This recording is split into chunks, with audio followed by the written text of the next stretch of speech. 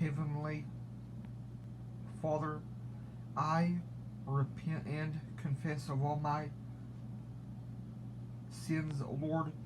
I forgive everyone who has ever bothered me or sinned against me, Lord. I ask you to help me and every Christian on earth to permanently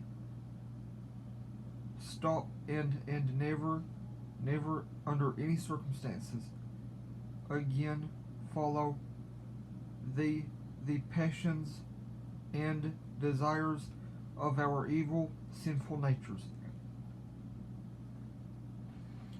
I I ask this for me and every Christian on earth in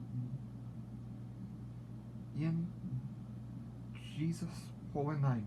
Thank you so much, Lord. Amen.